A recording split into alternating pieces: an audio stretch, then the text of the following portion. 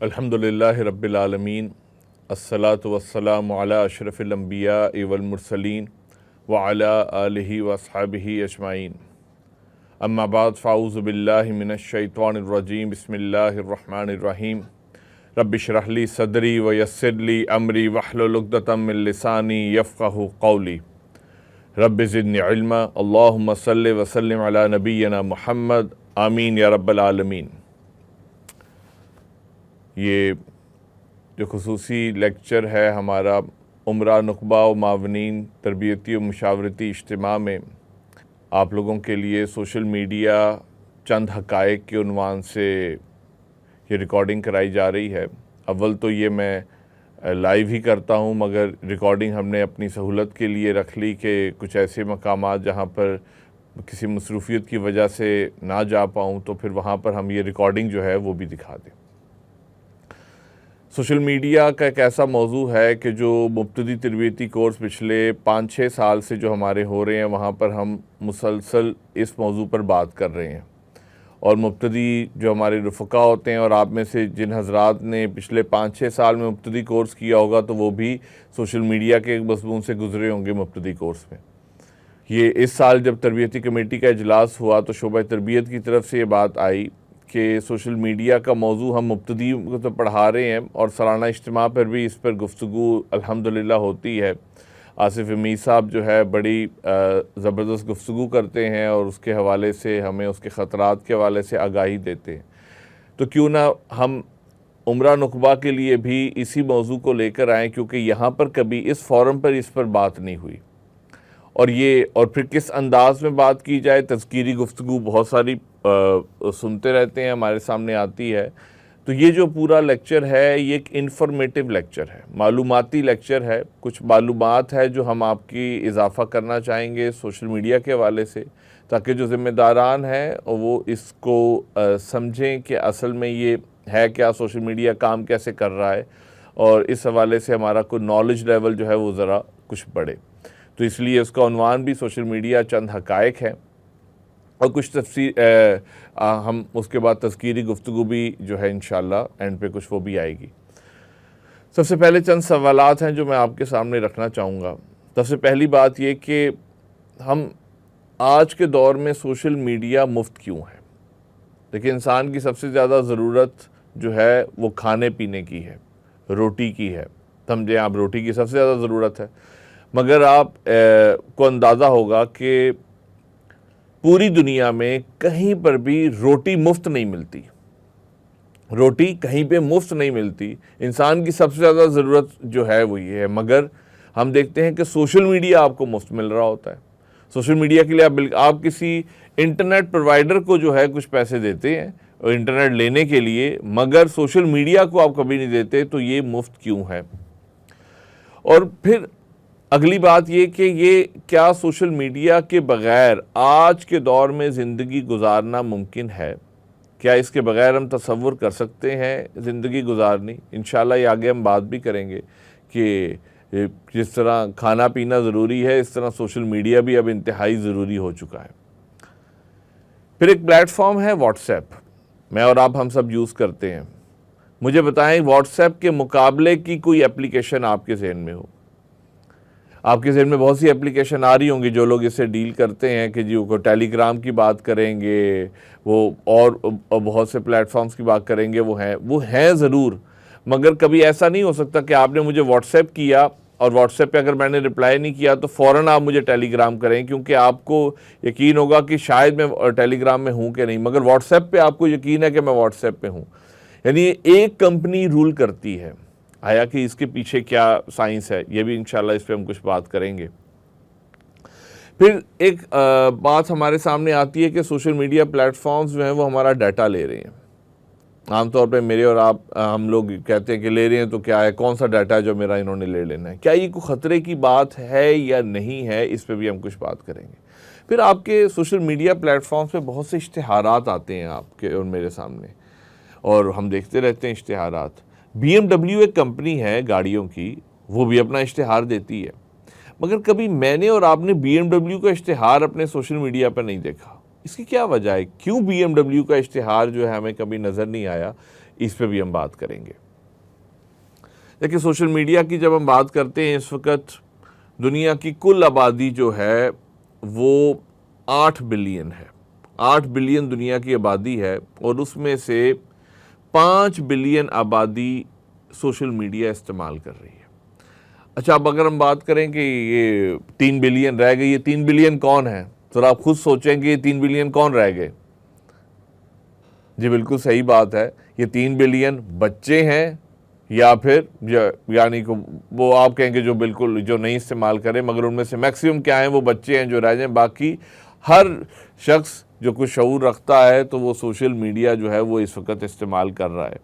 और एवरेज हम लगाएं तो 2.5 घंटे जो हैं एवरेज यूज़र सोशल मीडिया का वो दिन में सोशल मीडिया पर बैठता है। और अगर हम नाइजीरिया की बात करें, फिलिपाइंस की बात करें, ब्राज़ील की बात करें, वहाँ पर 3.25 घंटे से भी ज़्यादा वक्त लोग सोशल मीडिया पर गुजार रहे हैं। तो इसलिए आज के दौर में इसके बगैर ज़िंदगी गुजारना इस डाटे के मुताबिक तो इंतहाई मुश्किल है। उसके बाद अब मैं कुछ अहम प्लेटफॉर्म्स हैं सोशल मीडिया के, उनका तज़किरा करूँगा, कुछ उनकी आगाही आपको देने की कोशिश करूँगा। सबसे पहला प्लेटफॉर्म है फेसबुक। एक नौजवान था मार्क ज़करबर्ग, हार्वर्ड यूनिवर्सिटी में ये नौजवान जो है पढ़ रहा था। 2004 में ख़बर आई कि एक नौजवान ने हार्वर्ड यूनिवर्सिटी का जो डेटाबेस है जिसमें ईमेल्स और स्टूडेंट्स का सारा रिकॉर्ड है उसको हैक कर लिया है। और हैक करके उसके बारे में ज़ाहिर है उसके भाई जैसे इंतज़ामिया को पता चला उसके बारे में कार्रवाई हुई। तो उसने कहा कि ठीक है, जो भी आपने मुझे पेनल्टी देनी है दे दें, अलबत्ता ये बात आप लीक कर दें कि मैंने आप लोगों का डाटा लीक कर दिया है, यानी हैक कर लिया है आपका डाटा। यानी इससे क्या है कि दुनिया में मशहूर ही हो जाए कि कोई एक ऐसा नौजवान है जिसने इतनी बड़ी यूनिवर्सिटी का डाटा जो है वो हैक कर लिया है।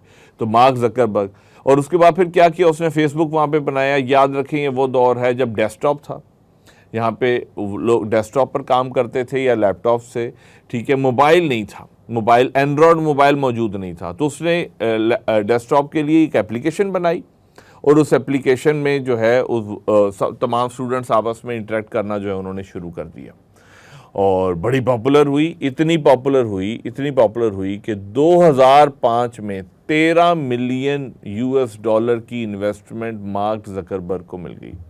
एक साल में ही इतनी पॉपुलर हुई कि 13 मिलियन US$ की उसे इन्वेस्टमेंट मिली और अभी उस यूनिवर्सिटी से बाहर फेसबुक ने जाना शुरू कर दिया। 2007 में अब ये दौर है जब एंड्रॉयड मोबाइल भी आ चुका है, अब और एप्लीकेशंस भी बन रही हैं, फेसबुक की एप्लीकेशन भी मौजूद है हमारे मोबाइल्स में। अब फेसबुक ने दूसरी एप्लीकेशंस के साथ इंटरेक्ट करना शुरू कर दिया। क्या उसके साथ कोलैबोरेट करना शुरू, क्या मतलब कि यानी आप जिस तरह मैं ये आपको देखा कैंडी क्रश की आप गेम देख रहे हैं, तो कैंडी क्रश की गेम के अंदर फेसबुक का आइकन आपको नज़र आ रहा है, ठीक है, यानी आप कोई और एप्लीकेशन इस्तेमाल कर रहे हैं मगर उसके अंदर फेसबुक का आइकन नज़र आ रहा है। तो अब फेसबुक सिर्फ वही नहीं है कि आप फेसबुक इस्तेमाल करें, बल्कि आप दूसरे प्लेटफॉर्म के ज़रिए भी फेसबुक इस्तेमाल कर रहे थे और ये आपस में अब कोलैबोरेट कर रहे थे, इतना बढ़ना शुरू हो गया। उसके बाद इस वक्त दुनिया में 18 डाटा सेंटर्स हैं फेसबुक के, 18। हमारे मुल्क में भी अगर डाटा सेंटर्स की बात करें, ये तस्वीर आपके सामने आ रही है, आप तस्वीर इससे ये एक डाटा सेंटर की तस्वीर है और इस तरह के 18 डाटा सेंटर्स पूरी दुनिया में इनके मौजूद हैं। और अगर हम देखें तो अब पूरे पाकिस्तान के अगर पंजाब का लैंड रिकॉर्ड है वो एक छोटे से डाटा सेंटर में हमारे आ जाता है। यहाँ के 18 डाटा सेंटर्स हैं और इनकी हाईटेक और इनकी टेक्नोलॉजी को आप ख़ुद ही अंदाज़ा लगा सकते हैं। इस वक्त अगर मैं फ़ेसबुक की बात करूं तो 911 बिलियन US$ इस फेसबुक की वर्थ है। वो नौजवान जिसने शुरू किया और मार्क ज़करबर्ग के बारे में कहा जाता है ये उम्र के जिस हिस्से में रहा है उस हिस्से में दुनिया का अमीर तरीन शख्स रहा है। अगर इसकी उम्र 25 साल है तो 25 साल में दुनिया का अमीर तरीन शख्स 25 साल की उम्र का वो यही रहा है। तो हमेशा इसी तरह ही इसकी दौलत चलती रही। फेसबुक के स्टैट्स पे अगर हम जाएं तो 3 बिलियन लोग इस वक्त दुनिया में फ़ेसबुक इस्तेमाल कर रहे हैं। और अगर हम इंडिया की बात करें, इंडिया क्या मैं उसकी मिसाल ज़्यादा दूंगा क्योंकि इंडिया जो है वो सबसे ज़्यादा सोशल मीडिया इस्तेमाल करने वाला मुल्क है। 31 करोड़ लोग 31 करोड़ लोग इंडिया में इस वक्त फेसबुक इस्तेमाल कर रहे हैं।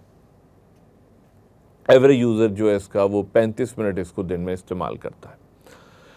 इसी तरह ही आपके सामने एक और स्टैट आ गई कि जिसमें मुख्तलिफ एज ग्रुप है और उस एज ग्रुप में मर्द और औरतें जो इस्तेमाल करते हैं। तो हर एज ग्रुप में ही हम देखते हैं कि मर्द जो हैं उनकी तादाद ज़्यादा है फ़ेसबुक इस्तेमाल करने की, मगर एक ख़ास जो एरा है जिसमें आप देखते हैं कि जब उम्र 55 से लेकर 65 से अबव है तो यहाँ पर औरतों की तादाद बढ़ गई है। अब औरतों की तादाद क्यों बढ़ गई है इसमें और मर्दों की तादाद क्यों कम हो गई है, ये एक सवाल है जो आप लोगों के लिए मैं छोड़ रहा हूँ, खुद आप इसका जवाब दे दीजिएगा।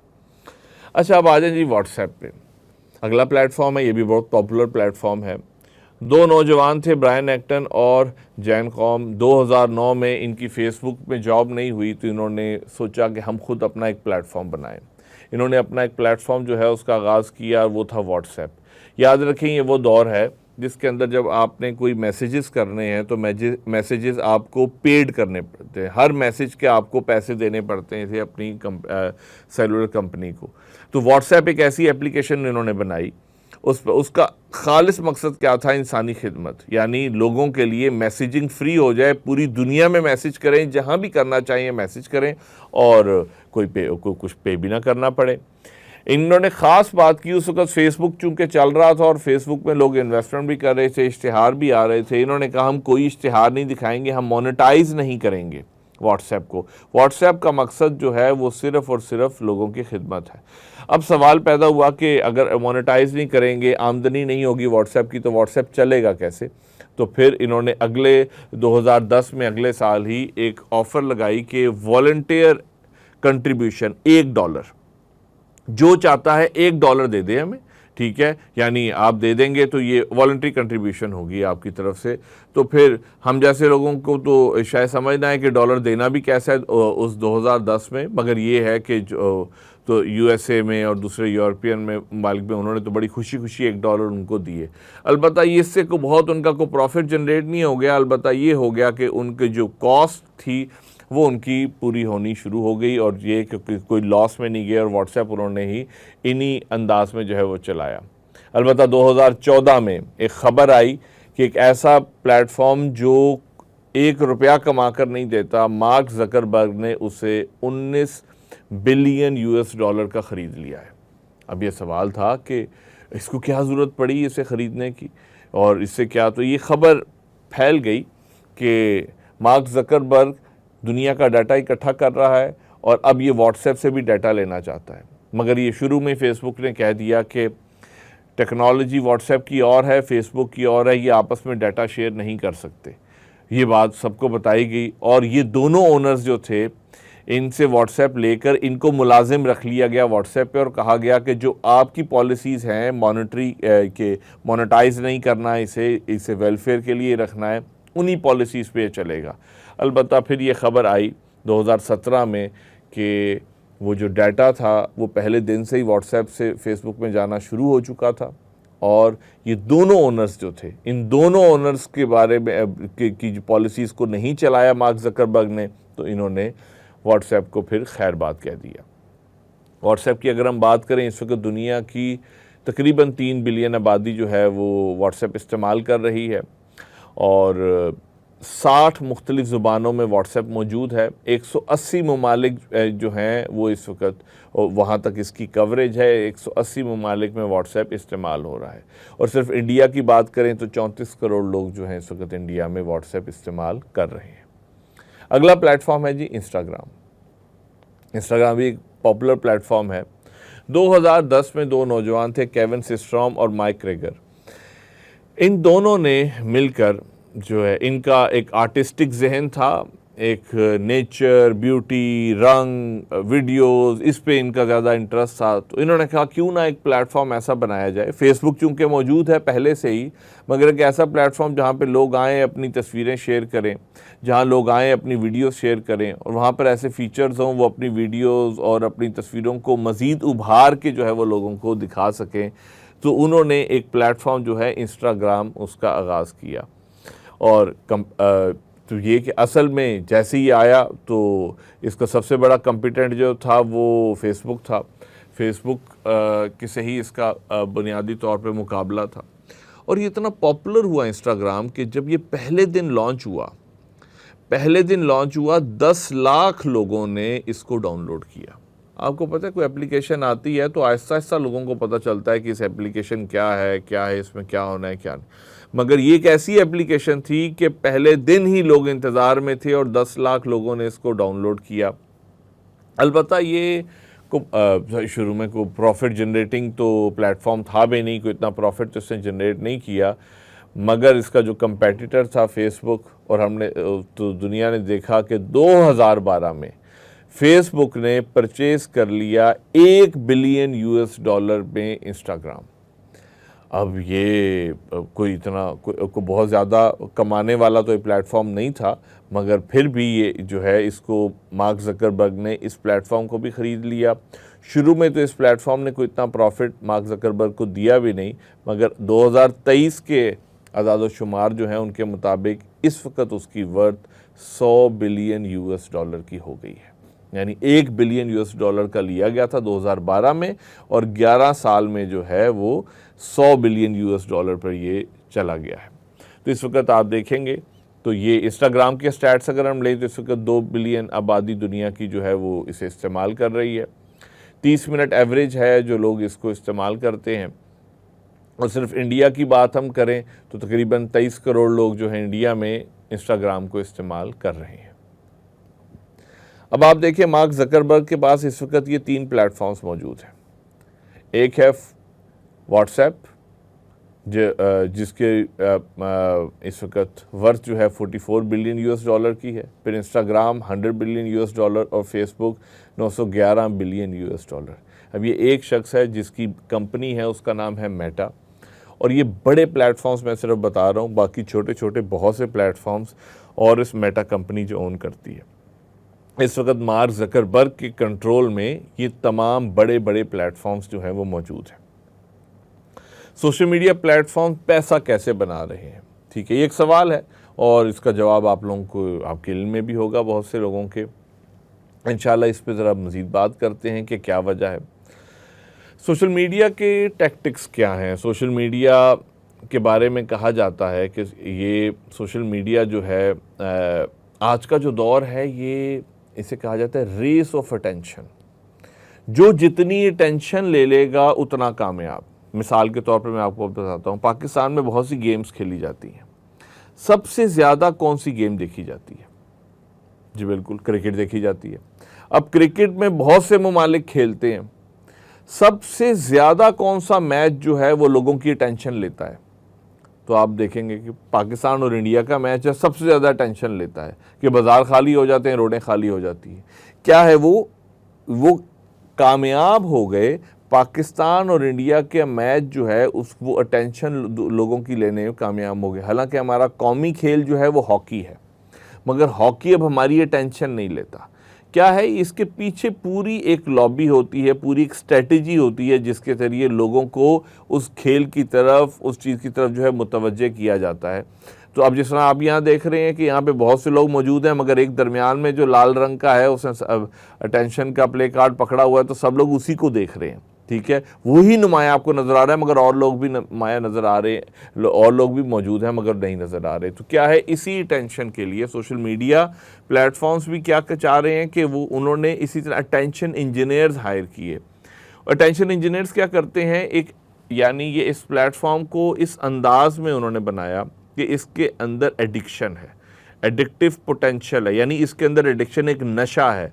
लोग आते अपनी मर्जी से हैं, जाते उनकी मर्जी से हैं। लोगों को वक्त गुजारते पता नहीं चलता कि कैसे वक्त गुजारे। और इस प्लेटफॉर्म को बनाया इतना खूबसूरती से गया है, इस अंदाज में बनाया गया है कि वक्त गुजरता हुआ इस प्लेटफॉर्म पर आपको फील नहीं होता।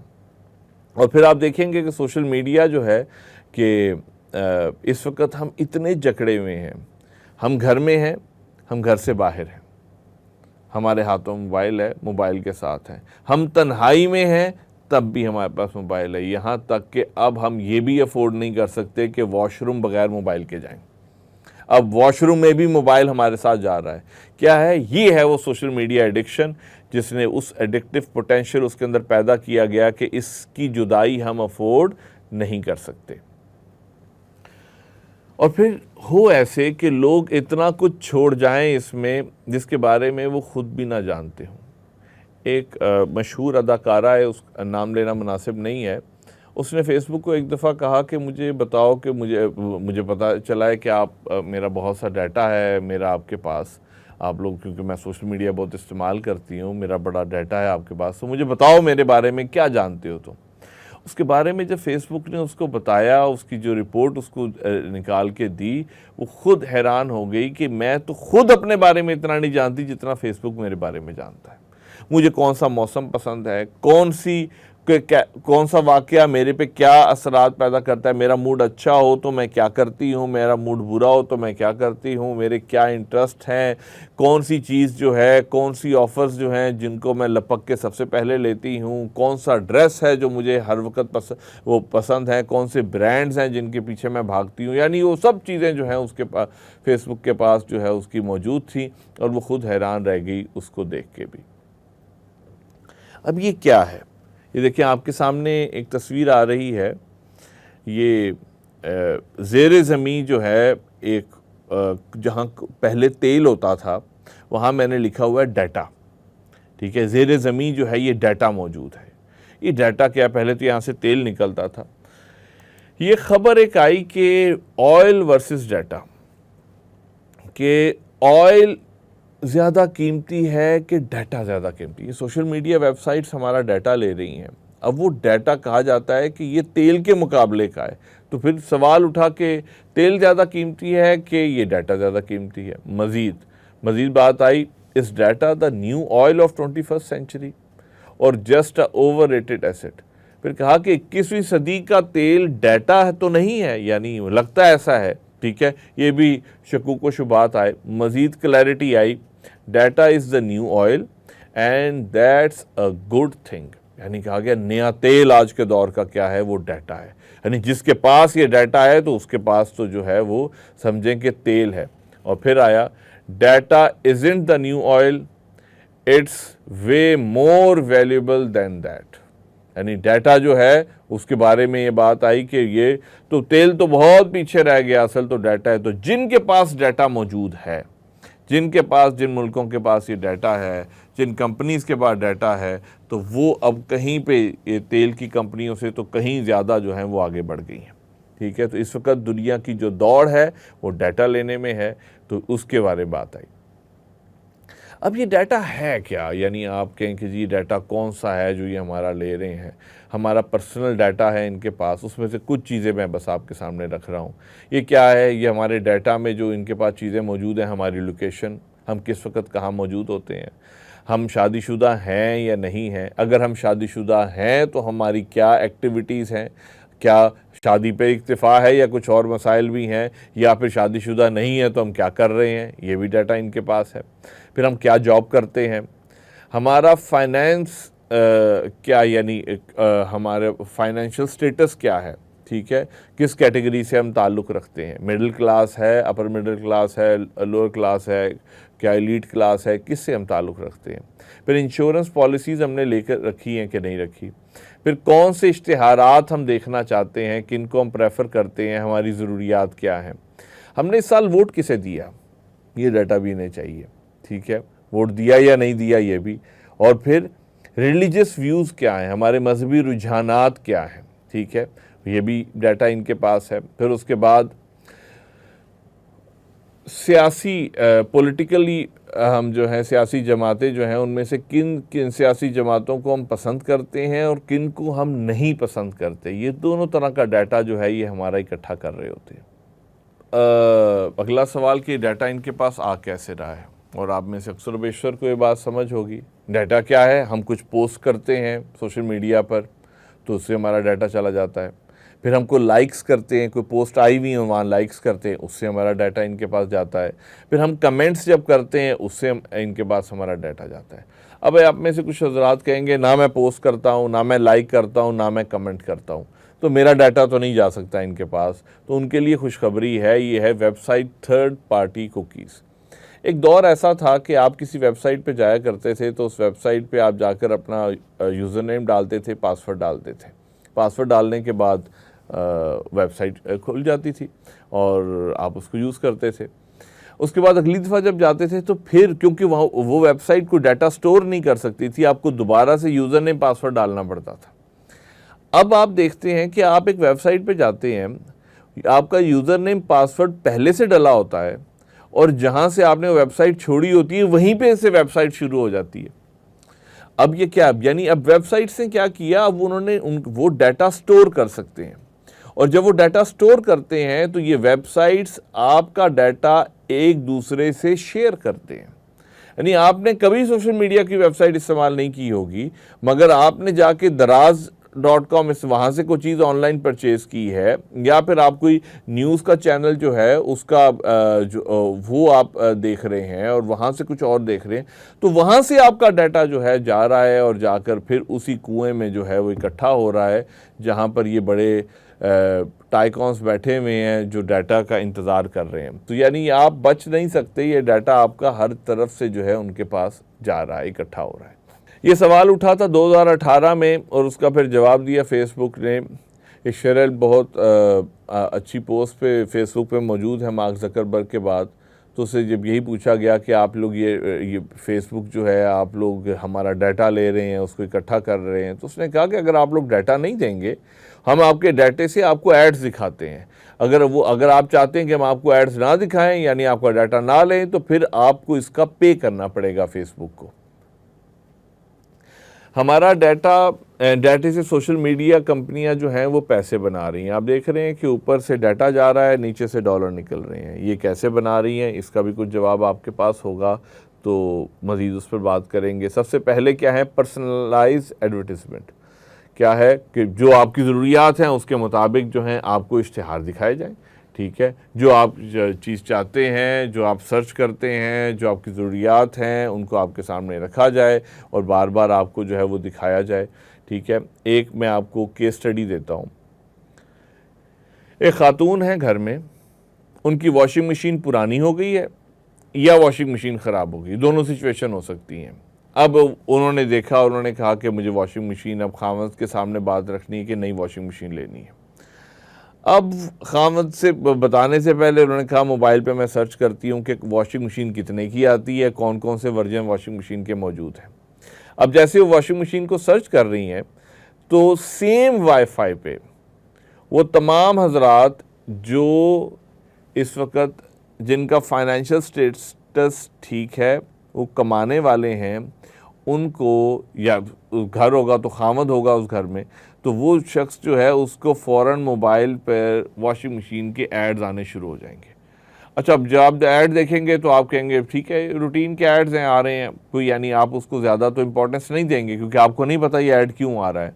मगर क्या है, आपका जहन बना दिया जाएगा। जैसे खातून खाना आपको बताएंगी कि वॉशिंग मशीन का ये मसला आ गया, मैं चाह रही हूँ ये ले लूँ, ये मॉडल अच्छा है, तो आप फ़ौरन बोलेंगे हाँ मैंने भी देखा था ये मॉडल, मुझे भी कहीं नज़र आया था। आपको नहीं पता, आपको शायद ये कि हसासी तौर पे आपको नज़र आ गया, मगर वो टारगेटेड आपको दिखाया गया था और इससे उनकी सेल्स जो है बढ़ती। पहला दौर ये था कि लोग इश्तिहार देते थे, अखबारों में इश्तिहार देते थे, बिल बोर्ड्स लगाते थे, उससे चीज़ें जो हैं लोग बेचते थे। फिर सोशल मीडिया लोगों के पास गया, उन्होंने कहा कि भाई देखो, अगर तुमने कॉफ़ी बेचनी है तो क्यों तुम कॉफ़ी के इश्तिहार लगाती हो अखबार में, कितने लोग अखबार पढ़ेंगे, कितने लोग तुम्हारा बिल बोर्ड देखेंगे। तो अब हमारे पास इन्वेस्ट करो, हम आपका कॉफ़ी का इश्तिहार उन इलाकों में दिखाएंगे, नंबर एक जहाँ पर आपकी आउटलेट्स मौजूद हैं। दूसरा, हम लोगों को उन लोगों को इश्तिहार दिखाएंगे जो कॉफ़ी पीते हैं। उसके बाद आगे चले, हम उनको उस वक़्त दिखाएंगे आपका इश्तिहार जब वो कॉफ़ी पीते हैं। तो आप देखेंगे तो रातों रात कंपनीज़ की सेल्स जो हैं वो बढ़नी शुरू हो गई, ठीक है। अब इस दफ़ा हम अपना रजूलुल कुरान कोर्स को ही अगर हम देखें, हमने एडवर्टाइज़ किया फेसबुक पे, हमने उससे पहले पूरे पाकिस्तान में कैंपेन चलाई और हमारे पास जितने स्टूडेंट्स आए उनमें से 2-3 स्टूडेंट्स के अलावा कोई ऐसा स्टूडेंट नहीं था जिसने कहा हो कि मुझे तंजीम के थ्रू, पम्फलेट के थ्रू जो है वो मालूमात हासिल हुई। ज़्यादातर यही थे कि कोई जानने वाले थे आगे पीछे कहीं से, पहले से मैंने सुना हुआ था, ख़ुद मैं सर्च करता था, इस तरह करके आए। हमने फेसबुक की कैंपेन जो है वो आखिरी 1 हफ़्ता चलाई। 1 हफ़्ता फेसबुक कैंपेन चलाने के नतीजे में हमारे पास 7 से 8 स्टूडेंट आ गए। 7 से 8 स्टूडेंट, वो टारगेटेड जब हमने कैंपेन चलाई तो आई, और यानी इसके इतना तेज़, और हज़ारों लोग थे जिन्होंने हमसे रब्ता किया। तो ये है, ये पर्सनलाइज एड्स की जो है वो ताकत, और जिससे आज जो है लोग मुस्तफ़ीद हो रहे हैं। अब सवाल परेशानी आती है कि यार ये डाटा हमारा ले रहे हैं तो क्यों हम इनको डाटा दें, ये हमने इनको डाटा नहीं देना। ये एक सवाल जो है आपके जहन में भी उठ सकता है, मेरे जहन में भी उठ रहा है कि हम क्यों डाटा दे रहे हैं, हम इन्हें डाटा नहीं देते। तो उसके बाद फेसबुक आपको जो है, आप अगर केस करेंगे फेसबुक के पास जाकर, तो वो आपको एक पेज दिखाएगा, ये है I agree to the terms and conditions. जो टर्म्स एंड कंडीशंस जो हैं, जैसे ही आप लॉगिन करते हैं वो आपसे ओके करवाता है, वो कहता है कि इसको आप एग्री करेंगे, एक्सेप्ट करेंगे, तो उसके नतीजे में आपको मैं अलाउ करूँगा अपनी वेबसाइट पे आना। तो वो आपने साइन किया है, और उसमें ये शिक मौजूद थी कि आपने ख़ुद इजाज़त दी है कि सोशल मीडिया वेबसाइट्स जो हैं, प्लेटफॉर्म्स जो हैं, वो आपका डाटा ले लें। आप ख़ुद देखें, ये टर्म्स एंड कंडीशन वाला जो पेज होता है, ये वेबसाइट्स इतनी खूबसूरत इन्होंने बनाई कि इन वेबसाइट्स में हम इन पे जाते हैं, घंटों घंटों गुजार लेते हैं और हमें बोरियत नहीं होती। मगर आप अगर वो टर्म्स एंड कंडीशन का पेज देखें, वो इतना भोंडा बनाया होता है जिसको कोई वकील को भी अगर हम दें तो वो भी नहीं उसको पढ़ सकता। वो भी कहेगा कि उसको भी समझना, उसका सर चकराना शुरू हो जाए, और 4 लाइनों से ज़्यादा वो पढ़ा नहीं जाता पेज, और सारी बातें उसी पेज के अंदर लिखी होती हैं, और उसका फ़ॉन्ट भी ऐसा किया होता है, उसकी अरेंजमेंट भी ऐसी होती है कि किसी का वो पढ़ने को दिल ना करे। तो अलबत्ता अब आपको डाटा देना पड़ेगा, क्योंकि आपने वो पेज जो है उनका साइन किया हुआ है। अलबत्ता यूरोप ने इस पर एक्शन लिया पिछले साल एंड पे नवंबर में, और ये बात आई कि यूरोप ने बैन कर दिया फेसबुक को, इंस्टाग्राम को, कि वो पर्सनलाइज एड्स दिखाने के लिए जो डाटा ले रहे हैं वो डाटा नहीं ले सकते। अब देखते हैं कि ये बात कहाँ तक चलती है। क्या इस डाटे का सिर्फ यही मकसद है कि हमें इश्तिहार दिखाए जाएं? ये इश्तिहार दिखा के ये कंपनियां इतना माल कमा रही हैं? तो ये भी एक तल्ख हकीकत है जिसको अब हमने समझना है। देखिए, इस डाटे के कुछ और मकासद भी हैं। सबसे पहला मकसद इसका है जहन साजी, लोगों की जहन साजी करना, वो सियासी जहन साजी हो या मजहबी जहन साजी हो। और अगला इसका मकसद है प्रोपेगेंडा, फेक न्यूज़, अफवाह साजी जो है, ये भी एक बहुत बड़े मकासद हैं जिसके ज़रिए ये प्लेटफॉर्म्स कमा रहे हैं। कैसे कमा रहे हैं ये मैं आपको बताता हूँ। देखिए, कोई भी मुल्क है उसके अंदर एक राइट विंग होता है, एक लेफ़्ट विंग होता है। यानी कुछ लोग हैं, कुछ एक सियासी जमात को पसंद करते हैं, कुछ दूसरी सियासी जमात को पसंद करते हैं। आप जिसको पसंद करते हैं उसको राइट बना लें और दूसरे को लेफ़्ट बना लें। ये बहुत ही नेचुरल है किसी भी माशरे में होना। अब यही फेसबुक क्या कर रहा है, यही सोशल मीडिया प्लेटफॉर्म्स क्या कर रहे हैं, आपका डाटा ले रहे हैं कि कितने लोग राइट हैं, कितने लोग लेफ़्ट हैं। अब क्या किया जाता है, और होता ही ये है कि आप देखेंगे क्लस्टर बन जाता है, राइट और लेफ़्ट का क्लस्टर। तो आप देखेंगे राइट पे लोग ज़्यादा हैं, लेफ़्ट पे ज़्यादा हैं, बहुत कम लोग जो हैं वो दरमियान में मौजूद होते हैं। ज़्यादातर अपनी अपनी पोजीशंस ले लेते हैं। सोशल मीडिया क्या करता है, वो करता है कि जो राइट विंग वाले हैं उनको लेफ़्ट विंग वालों की कोई अच्छी खबर नहीं दिखानी, और जो लेफ़्ट विंग वाले हैं उनको राइट विंग वालों की कोई अच्छी खबर नहीं दिखानी। उनके सामने वही डाटा लेकर आना है जो राइट विंग वाले देखना चाहते हैं, और जो लेफ़्ट विंग वाले देखना चाहते हैं उनको वही डाटा। इसके नतीजा क्या बनता है? इसका नतीजा ये बनता है कि जो राइट और लेफ़्ट विंग होते हैं वो राइट मोस्ट विंग बन जाता है और लेफ़्ट मोस्ट विंग बन जाता है। अब क्या है, जब भी कोई अब ये जो राइट और लेफ़्ट मोस्ट विंग्स बन जाते हैं तो ये क्या है, ये अब वो जहरीले लोग बन जाते हैं कि जब भी न्यूट्रल ग्राउंड आता है तो वहाँ पर जिस तरह यहाँ का बॉक्सिंग ग्लव्स वो निकाल लेंगे और एक दूसरे को जो है, एक दूसरे की तरफ जो है बंदूकें तान लेंगे, और ये जो दुश्मनियाँ पैदा होती हैं, तो ये दुश्मनियाँ पैदा करना सोशल मीडिया के बड़े मकासद में से एक मकसद है। ये क्या है, ये लेफ़्ट मोस्ट और राइट मोस्ट जब ये विंग्स पैदा करेगा तो क्या होगा? अच्छा, होता यही है, आप चूंकि देखते रहते हैं सोशल मीडिया, आपकी सारी खबरें सोशल मीडिया से हैं, तो होता क्या है आपको कि आप कहते हैं कि नहीं भाई खबर तो है ही ये, यानी मैं तो, और तो कोई खबर मौजूद ही नहीं है, क्योंकि आपको दिखाई वो खबर गई है। और बड़े आप सीना चौड़ा करके लोगों के सामने जो है बहस कर रहे होते हैं और बड़ी बड़ी बातें कर रहे होते हैं। हालांकि हमारा नॉलेज बेस सिर्फ हमारे सोशल मीडिया होता है, सोशल मीडिया की ख़बरें होती हैं। अपना सा मुँह लेकर हम बैठ जाते हैं, जब 2-4 साल बाद हमें पता चल सकता है कि उस वक़्त जो है ख़ास एक तरीके से जो है हमें इस्तेमाल किया गया था। उसकी मिसाल मैं आपको देता हूँ इस्तेमाल। 2016 में ट्रंप की इलेक्शन कैंपेन थी, तो उसके अंदर जो इलेक्शन हुए वहाँ पर उसके बारे में ख़बर लीक हुई कि फेसबुक ने 50 मिलियन लोगों का डाटा जो है वो लीक किया, कि इसको कैम्ब्रिज एनालिटिका ने पूरी कैंपेन, ट्रंप की कैंपेन जो है उसको प्लान किया था।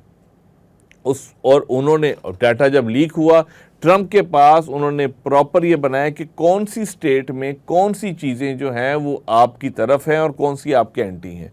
जब आपने उस स्टेट में जाना है तकरीर करने के लिए, किन बातों को आपने एड्रेस करना है, किन को आपने एड्रेस नहीं करना, जिससे कि आपकी पॉपुलैरिटी बढ़े। और ये बात लीक हुई और फेसबुक ने भी इसको जो है एग्री किया। और मार्क ज़करबर्ग को जब कांग्रेस के सामने पेश किया गया और वहाँ पर जब उससे ये सवालात किए गए कि क्या आपने डाटा आपका लीक हुआ, उससे कहा जी लीक हुआ। आपको पता चल गया था? जी हमें पता चल गया था। 2014 में ये लीक हुआ था और 2016 में ये बात हमें पता थी, तो आपने क्यों नहीं यूज़र्स को बताया? तो उसने एक्सेप्ट किया कि हमने ये गलती की है। फिर उससे वहाँ पे आप जाएंगे, 5.5 घंटे की आपको ये प्रोसीडिंग मिल जाएगी यूट्यूब पे। उससे सवाल किया गया मार्क ज़करबर्ग से, ठीक है, एक सेनेटर ने सवाल किया कि रात को आप किस होटल में ठहरे थे, क्या आप हमें बताना पसंद करेंगे? तो सोच के कहते कि नहीं, मैं नहीं बताना चाहूँगा। तो उसने कहा मगर आपको पता है कि हम कहाँ ठहरे थे, आपके प्लेटफॉर्म के पास हमारा सारा डाटा है मगर आप हमें अपना डाटा नहीं देना चाहते।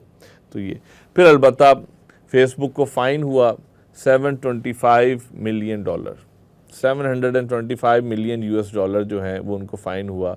अब आप खुद याद रखें, मैंने पहले बताया था फेसबुक की टोटल वर्थ कितनी है जी, 911 बिलियन US डॉलर। और ये क्या है, 725 मिलियन, वहाँ बिलियन की बात हो रही है, मिलियन US डॉलर जो है ये फ़ाइन किया गया फेसबुक को। और आप खुद अंदाज़ा लगा लें ये फ़ाइन उनके लिए क्या है। एक और आपको मैं केस स्टडी दूसरी एक और पेश कर रहा हूँ। टिकटॉक आपको पता है चाइना का ये प्लेटफॉर्म है और ये भी सोशल मीडिया प्लेटफॉर्म है। तो बच्चे भी इस्तेमाल करते हैं टिकटॉक को। तो चाइना में बच्चे इस्तेमाल करते हैं और USA में भी इस्तेमाल करते हैं।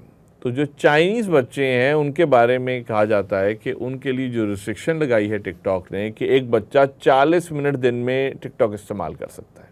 दूसरा, जब बच्चा इस्तेमाल करेगा 40 मिनट इस्तेमाल दिन में करेगा, फिर उसको अलाउ नहीं होगा, फर्दर वो इस्तेमाल नहीं कर सकता। उसके आगे अगर वो कुछ चीज़ जो उसको दिखाई जाएंगी, साइंस की चीज़ें दिखाई जाएंगी, एजुकेशन से रिलेटेड चीज़ें दिखाई जाएंगी या हुब्बुल वतनी से रिलेटेड चीज़ें दिखाई जाएंगी।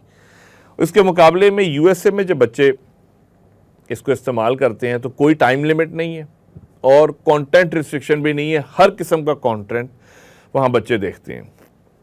न्यूयॉर्क पोस्ट की एक ख़बर आई जिसमें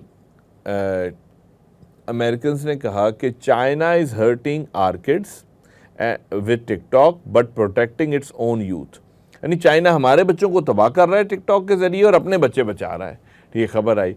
फिर एक सर्वे हुआ और उस सर्वे से अब आप देखें वो बच्चे जो हैं चाइना के, वो क्या बनना चाहेंगे बड़े होके, सोचें आप। यानी उनको जो कंटेंट दिखाया जा रहा है इसके नतीजे में उनके ज़हन में क्या आएगा कि हम क्या बने। तो जब चाइना के बच्चों से पूछा गया कि क्या बड़े होके बनना चाहते हो, तो उन्होंने कहा कि हम एस्ट्रोनॉट बनना चाहते हैं, हम चांद पे जाना चाहते हैं। यानी उनके ज़हन में ये तरक्की, साइंस और इससे रिलेटेड जो है वो बातें आई। और फिर अमेरिका के बच्चे क्या बनना चाहते होंगे? जी बिल्कुल सही, सोशल मीडिया इन्फ्लुएंसर। वो चाहते हैं कि हम भी सोशल मीडिया पे अपना एक पेज बनाएं, हम भी सोशल मीडिया पे मशहूर हो जाएं। तो उनको क्या है, टिकटॉक ने उनको इस तरफ लगा दिया और दुनिया की भागदौड़ संभालने के लिए जो है वो अपने नौजवान नस्ल को आगे किया। अब यहाँ तक तो जो मालूमाती बात थी आपके सामने मैंने रखी। देखें, सोशल मीडिया का एक यूज़ है इज्तिमाई यूज़ और एक है इनफरादी यूज़। इज्तिमाई यूज़ क्या है, उस हवाले से हमने कुछ बात कर ली कि दुनिया में इस वक्त सोशल मीडिया क्या कर रहा है। अब कुछ वक्त है कि हम कुछ इनफरादी हवाले से भी सोशल मीडिया की बात कर लें कि इनफरादी तौर पर सोशल मीडिया हमारे साथ क्या कर रहा है। और वो जो आप जो ज़िम्मेदारान यहाँ मौजूद हैं, मेरे और आपके लिए जो बहुत ज़रूरी शय है जिसको हम अपनी पर्सनल लाइफ के हवाले से, क्योंकि हमने तो लीड करना है ना, जमात के मुख्तलिफ़ प्लेटफॉर्म्स पे लीड करना है। तो हम खुद देखें कि इनफरादी सतह पर सोशल मीडिया कि वो कौन से ख़तरात हैं जिनसे मुझे आगाह होने की ज़रूरत है। हम तफसील से तो नहीं जा सकते, हमारे पास वक्त कम है, मगर कुछ चीज़ों पर जो है वो तायराना नज़र हम डाल लेते हैं। हमारा सबसे बड़ा इख्तलाफ सोशल मीडिया से क्या है? सोशल मीडिया से सबसे बड़ा हमारा इख्तलाफ ये है कि सोशल मीडिया में एडिक्शन है। सोशल मीडिया में जो है एक नशा है। देखिए, जब भी कोई नशावर चीज़ है उसका सबसे बड़ा मसला ये बनता है कि जब इंसान नशे में होता है तो पहले उसकी अक्ल मारी जाती है, और जब वो नशे से उसका उतरता है तो एक पशेमानी होती है इंसान को, और वो सोचता है कि मैं ये हरकत क्यों कर रहा था। सोशल मीडिया प्लेटफॉर्म ऐसा है कि इंसान यहाँ जाता है और जो हरकतें करता पाया जाता है, जिस तरह का अंदाज़ अपने आप को, आप खुद देखें सोशल मीडिया पे जिस तरह के ये आज के हमारे नौजवानों को ले लें, बुज़ुर्गों को ले लें, जिस तरह की हम अपनी सेल्फियाँ हर वक्त खींचते रहते हैं, ये सारी इकट्ठी करके हमारे सामने लाई जाएँ तो हम खुद बाज़ दफ़ा इंसान शर्मिंदा होता है कि मैं क्या कर रहा था, मैं क्या बनने की कोशिश कर रहा था, क्या बनाने की कोशिश कर रहा था। मगर चूँकि वो उस वक्त नशे में होता है सोशल मीडिया पर, उसे अंदाज़ा नहीं होता कि वो इस वक्त क्या कर रहा है। हमारा सबसे बड़ा इख्तलाफ सोशल मीडिया से ये है, और इस नशे में हम रहें हर वक्त, वो कैसे रहेंगे, वो जो है वो इसकी लत हमें कैसे पड़ेगी, वो है अपने मकसद को ये हासिल करने के लिए हमारे अंदर ये कुछ कल्बी बीमारियां पैदा कर रहा है। सोशल मीडिया वो कल्बी बीमारियां पैदा करता है, जिसकी वजह से जो है फिर वो नशा जो है दिन ब दिन बढ़ता रहता है। वो कल्बी बीमारियां क्या हैं? सबसे पहली हुब्बे शोहरा, यानी मशहूर होने की ख्वाहिश। देखिए, बीमारी ऐसी होती है, एक बीमारी ये भी है कि आपका गला ख़राब है, मैं आपको कहूँगा कि कुछ दवाई ले लें, आप कहेंगे बस हल्का सा गला ख़राब है, अभी मैं खुद ही थोड़ी देर में ठीक हो जाएगा, कोई मसला नहीं है। कहीं आप कहेंगे हाँ थोड़ा गला ख़राब है, कोई मैं टैबलेट ले लूँ इसके लिए, तो वो गला ही आपका भी ख़राब है मगर थोड़ी इंटेंसिटी बढ़ गई है। तीसरा दर्जा ये कि गला इतना ख़राब है कि बुखार जो है वो ही नहीं टूट रहा, तो आप डॉक्टर के पास जा रहे हैं और कहीं आप उसी की वजह से एडमिट भी हो जाएंगे। है बीमारी, मगर बीमारी की कहीं इंटेंसिटी कम है, कहीं ज़्यादा है। तो जब हम इन कल्बी बीमारियों की बात करते हैं तो ये लाज़मी नहीं कि हम सभी ICU में जाने वाले होंगे। अगर मैं हुब्बे शोहरा की बात कर रहा हूँ तो हर सोशल मीडिया के यूज़र के दिल में बीमारी तो आएगी, मगर इंटेंसिटी का फ़र्क हो सकता है, किसी में कम है, किसी में ज़्यादा है। तो मगर ये कि हम इसको नेगेट नहीं कर सकते कि ये नहीं है। जो भी यूज़ कर रहा है उसके अंदर एक ख्वाहिश पैदा हो रही है, कुछ ख्वाहिश को झटक देते हैं, कुछ उसके लेके आगे चलना शुरू हो जाते हैं। क्योंकि आज का दौर जो है वो विजिबिलिटी का दौर है, नज़र आने का दौर है। गुमनामी की ज़िंदगी सोशल मीडिया इस्तेमाल करने वाला शख्स जो है वो अफोर्ड नहीं कर सकता। हर शख्स चाहता है मैं नज़र आऊँ, मुझे दुनिया देखे। फिर आप देखें सेल्फ़ी कॉन्सेप्ट। सेल्फ़ी क्या, पहला दौर था कि जब हमारे हाथों में कोई कैमरा देता था तो हम लोगों की तस्वीरें खींचते थे, और तस्वीरें खींचते थे तो एंड पे ये हमें कहा जाता था कि क्योंकि जिसके हाथ में कैमरा था वो सबकी तस्वीरें खींचता रहता था, तो आखिरी तस्वीर में कहा जाता था कि तुम भी आ जाओ तस्वीर के अंदर, ठीक है, तो कोई और तस्वीर खींच लेता था। अभी आपके सामने जो तस्वीर है इसमें ये लोग क्या कर रहे हैं, ये सब लोग अपनी तस्वीर खींच रहे हैं। अब कैमरा का मकसद अपनी तस्वीरें खींचना है, हर वक्त अपने में गुम रहना है, अपनी तस्वीरें। मोबाइल आप ऑन करें, लोगों की अपनी तस्वीरें उस पर होती है। अब इंसान परेशान है कि भाई अपनी तस्वीर को क्या करना है, हर वक्त आईने में देखते रहना, हर वक्त अपने आप को तैयार रखना।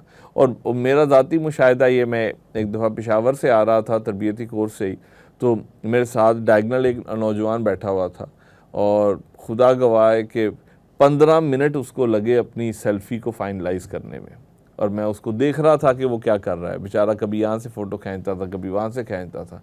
अलबत्ता 15 मिनट बाद जब उसकी सेल्फ़ी उसको तसल्ली हो गई तो मैंने पीछे से आवाज़ दी, शुक्र अल्हम्दुलिल्लाह, यानी एक काम था उसका जो अल्लाह ने उसका मुकम्मल कर दिया। तो ये क्या है, आज ये सेल्फ़ी एक काम बन गया है। परेशान हैं लोग, हम ये परेशान हैं कि हम मरी पहुँच गए, दुनिया को पता ही नहीं हम मरी में हैं। मैंने उम्रा कर लिया, किसी को पता ही नहीं मैंने उम्रा कर लिया, फ़ौरन सेल्फ़ी खींचो, फ़ौरन लोगों को बताओ। यानी हम गुमनामी की ज़िंदगी अफोर्ड नहीं कर सकते। अब देखते हैं नबी करीम सल्लल्लाहु अलैहि वसल्लम ने हमें इसके हवाले से क्या तालीमात दी हैं। हजूर सल्लल्लाहु अलैहि वसल्लम ने फरमाया कि अल्लाह सुब्हान व तआला उन नेक गुमनाम मुत्तकी लोगों को महबूब रखता है जो अगर गायब हो जाएं तो कोई उन्हें तलाश नहीं करता, और अगर वो हाजिर हो जाएं तो कोई उन्हें खाने को नहीं बुलाता, और ना ही उन्हें पहचानते हैं। उनके दिल मगर हिदायत के चिराग हैं। और ऐसे लोग हर फितने के दौर में, हर गर्द आलूद तारीक फितने में सहूलत से निकल जाते हैं। यानी वो गुमनामी की ज़िंदगी जहाँ पे इंसान का मकसद सिर्फ अल्लाह को राज़ी करना हो, ना कि लोगों को दिखाना हो, वो अब जब लोगों को दिखाना है तो वो हर फितने में फंसेगा, हर फैशन में फंसेगा, हर मसले में फंसेगा, क्योंकि उसने अपने आप को नुमाया करना है। फिर एक और कौल नबी करीम सल्लल्लाहु अलैहि वसल्लम का हज़रत अबू हुरैरा रज़ी अल्लाहु अन्हु फरमाते हैं कि रसूलुल्लाह सल्लल्लाहु अलैहि वसल्लम ने फरमाया कि अल्लाह सुब्हानहु व तआला तुम्हारी शक्लों और तुम्हारे अमवाल को नहीं बल्कि तुम्हारे दिलों और आमाल को देखता है। कितनी सेल्फियाँ खींच लोगे, कितने अपने आप को मशहूर कर लोगे, असल तो हम इंसान देखें कि हमारे दिल क्या हैं, कि हमारे दिलों में तो कोई अल्लाह की याद तो दूर नहीं हो गई, हमारे आमाल क्या बन गए हैं। तो ये फिर एक ऐसा कौल है इमाम शाफी रहमतुल्लाह अलैह का जो आज समझ आना ही बहुत मुश्किल है। वो क्या है कि मेरी ये बड़ी ख्वाहिश है कि लोग उससे सीख लें, इसके बगैर कि एक हर्फ भी मेरे साथ मंसूब किया जाए। हम तो एक निदा खिलाफत हमारा रिसाला है, शायद मैं और आप अगर कोई आर्टिकल लिखें तो हमारा कितना दिल होगा कि हमारा आर्टिकल छपे और उसके नीचे हमारा नाम ना हो। ये तो सोशल मीडिया ने, मैं नॉर्मल आर्टिकल की बात कर रहा हूँ। इमाम शाफी कह रहे हैं कि मेरी सारी ज़िंदगी की जो मेहनत है पूरी दुनिया में फैल जाए और मेरे नाम के साथ मंसूब ना हो। ये देखें, ये बड़े लोग थे, अल्लाह सुब्हानहु व तआला ने उनकी इस दुआ को कबूल नहीं किया। आज हम जानते हैं उनका इल्म जो पूरी दुनिया में फैला है, मगर उनकी ख्वाहिश क्या है? ख्वाहिश अल्लाह के यहाँ जो अल्लाह को राज़ी करना है, ना कि ख़ुद मशहूर होना है। मगर ये बात सोशल मीडिया एक्टिविस्ट को समझानी बहुत मुश्किल है। बस एक आध वीडियो चढ़ जाए सोशल मीडिया पर तो उसके बाद फिर आप लोगों के तेवर देखें, वो हर वक्त अपने व्यूज़ ही देखते रहते हैं, हर वक्त अपने लाइक्स ही देखते रहते हैं, उनकी खुशी गमी यही रह जाती है। आगे चलें जी, अगली है हुब्बे मदा। देखिए, हम दावत का जितना काम कर रहे हैं, जाहिर बात है मैं और आप अगर सोशल मीडिया की बात करेंगे, हमारा सोशल मीडिया का बुनियादी मकसद होगा कि हम वहाँ दावत का काम करें। सोशल मीडिया जूँ इस्तेमाल करें, मैं आपसे पूछूं क्या दावत का काम वहाँ अच्छा चल रहा है, ठीक चल रहा है, तो आपके पास क्या पैमाना है? आपके पास क्या पैमाना है जिससे आप तय करेंगे कि आप दावत का काम बहुत अच्छा चल रहा है? वो पैमाना है लाइक्स, वो पैमाना है कमेंट्स। जितनी आपको लाइक्स मिली, जितनी सब्सक्रिप्शन मिली, उतने आप कामयाब हैं। जितनी कम मिली उतना कम। अब ये लाइक्स जो है किसके मुकाबले में आगे खड़ा हो गया? ये इखलास के मुकाबले में खड़ा हो गया। हम तो इखलास की बुनियाद पर हम अपनी कामयाबी को जज करते थे कि हमारा इखलास कितना है नेक काम करने में। अब क्या है? अब लाइक्स कितने हैं, अब उस तरह का कंटेंट हमने पेश करना है। और आज बहुत सी उलमा और बहुत से सो कॉल्ड उलमा जो हैं वो ये बात करते पाए जाते हैं, मेरी फ़लाँ वीडियो को जाकर देखो, उस वीडियो के इतने लाइक्स हैं, उसके इतने व्यूज़ हैं। यानी उनका हक होना इस बात ये बात साबित करती है कि उनको लाइक्स कितने मिले, उनको कमेंट्स कितने मिले हैं। ये है वो ज़वाल, ये है वो ज़वाल, ये है वो बीमारी जो अब सोशल मीडिया के बेजा इस्तेमाल करने वाले लोगों में पैदा होती जा रही है, हुब्बे मदा। उसके बाद अगला मसला हुब्बे दुनिया। मिलियनेयर, बिलियनेयर, ये एक ऐसे अल्फाज हैं हमने तो अपने बचपन में कभी नहीं सुने थे। शायद आज भी मिलियन लिखना पड़े तो पूरे ज़ीरो ना कर सके, ना बिलियन के तो बिल्कुल ही ना कर सके। मगर आज बच्चा बच्चा ये अल्फाज बोलता पाया जा रहा है। सोशल मीडिया ने हमारे साथ क्या किया है?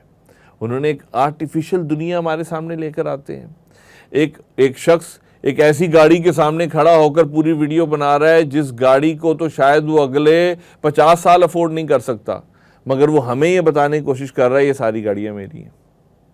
और देखने वाले उस एहसास कमतरी का शिकार हो रहे हैं और देख रहे हैं कि और एक हवस पैदा हो रही है, और माल की हवस, दुनिया में कुछ करने की हवस, रातों रात इतने डॉलर कमा लो, रातों रात ये कर लो, रातों रात वो कर लो। तो ये है आज की दुनिया की दौड़। और नबी करीम सल्लल्लाहु अलैहि वसल्लम का ये कौल मुबारक कि जब फरिश्ते नमूदार होते हैं हर सुबह, तो सूरज के साथ वो नमूदार होते हैं, तो वो एक सदा लगाते हैं जो जुने इसके अलावा तमाम मखलूक सुनती है। वो क्या? मा कल्ला व कफ़ा खैरुम मिम्मा कसुरा व अलहा, कि किफ़ायत करने वाला कलील माल बेहतर है गफलत में डालने वाले कसीर माल से। ये बात अब समझना सोशल मीडिया के दौर में बहुत मुश्किल होता जा रहा है। उसके बाद अब आपसे एक सवाल है, आप रातों रात मशहूर होना चाहते हैं सोशल मीडिया पर, रातों रात मशहूर होना चाहते हैं, तो इसका क्या नुस्खा है आपके पास? रातों रात आप कैसे मशहूर हो सकते हैं? मशहूर है ना आजकल। आज कोई चैनल है, आजकल तो होता ही यही है, आप देखें ना कि मैं खुद तो शायद कोई चैनल ना बना सकूं, खुद तो शायद मेरे अंदर हिम्मत ना हो, मगर साथ वाले को मैं कहूँगा, कोई कहे यार मैंने कुछ करना है, तो मैं कहूँगा भाई चैनल बना लो। वो अपनी हसरतें हम लोगों पे ट्रांसफ़र करते हैं।